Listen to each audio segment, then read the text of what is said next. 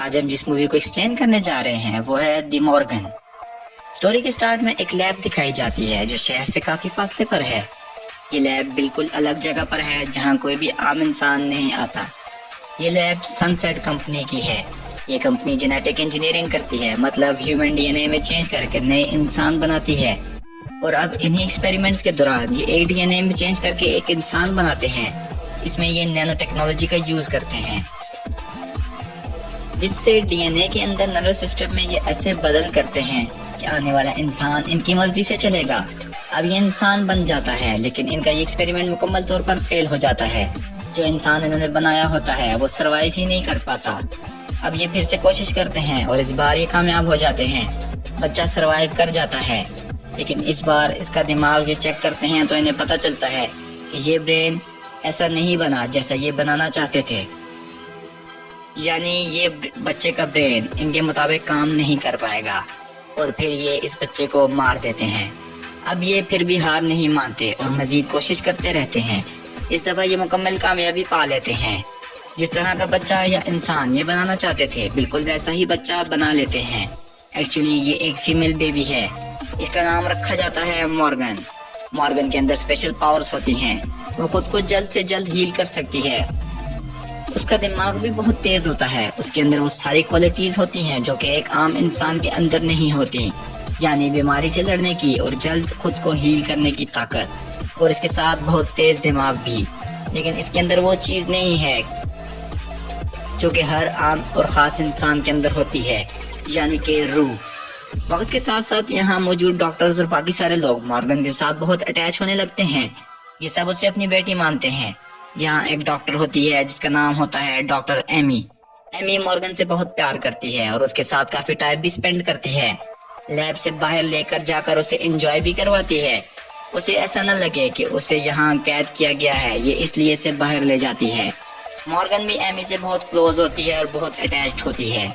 अब वक्त के साथ साथ मॉर्गन बड़ी होती जाती है। एक दिन वो एमी के साथ जंगल की तरफ जाती है। वहाँ वो एक जख्मी हिरन को देखती है। वो तड़प रहा होता है।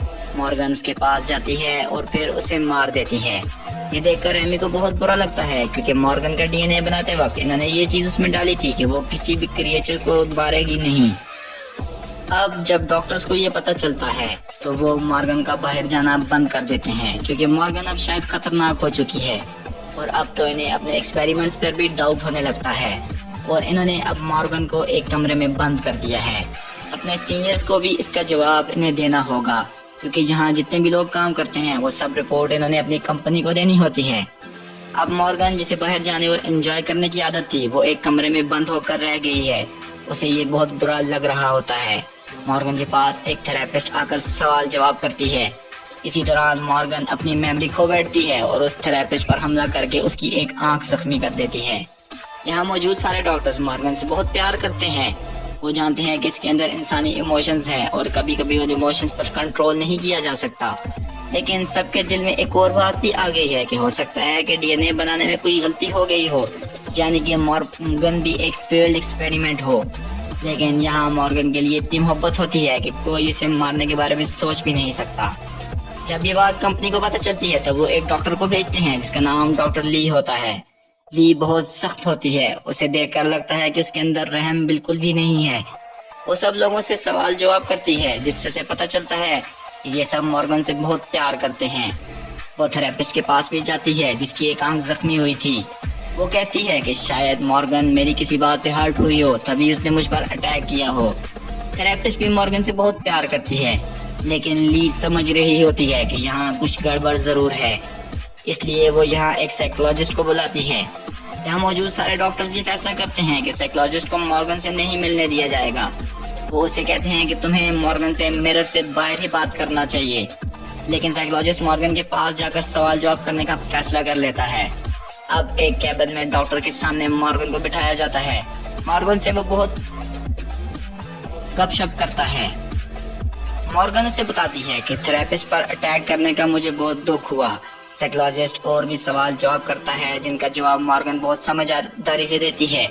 लेकिन साइकोलॉजिस्ट जानता है कि ये इतना आसान नहीं है जितना नजर आ रहा है।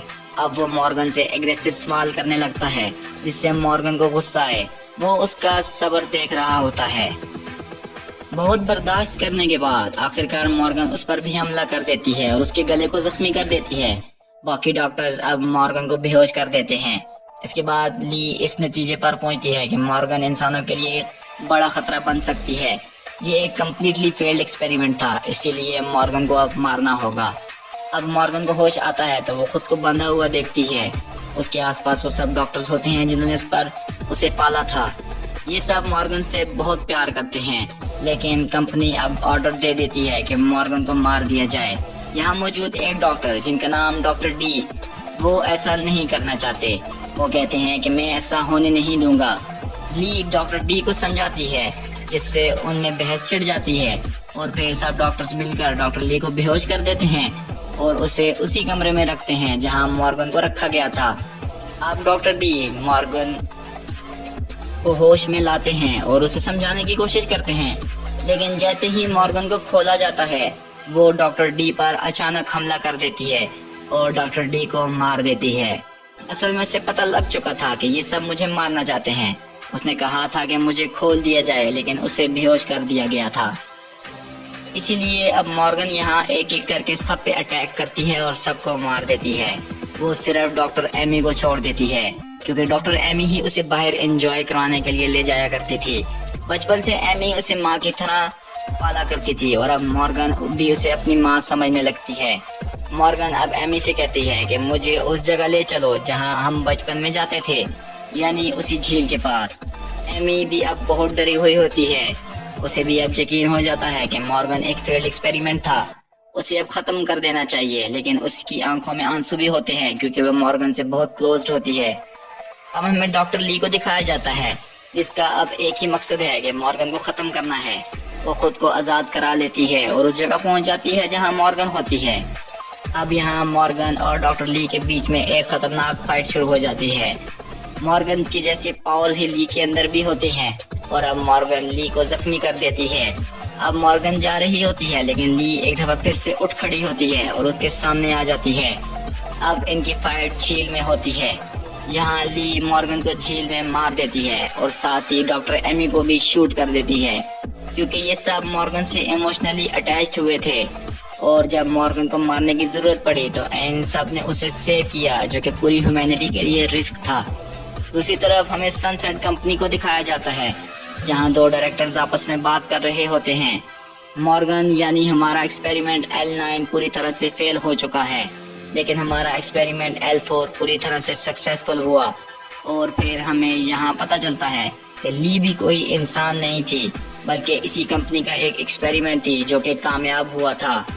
دراصل اس کے اندر ساری سولجرز والی ایبیلٹیز ڈالی گئی تھیں جو کہ انسانوں کی سیکیورٹی کے لیے بنائی گئی تھی۔ اسی لیے اب سن سیٹ کمپنی ڈیسائیڈ کرتی ہے کہ L4 جیسے اور بھی پروجیکٹس کیے جائیں گے، یعنی لی جیسے اور بھی سولجرز بنائے جائیں گے، تاکہ اس دنیا کو رسک سے اور خطروں سے بچایا جائے۔ اسی کے ساتھ یہ مووی یہاں پر ختم ہو جاتی ہے۔ Thank you for watching.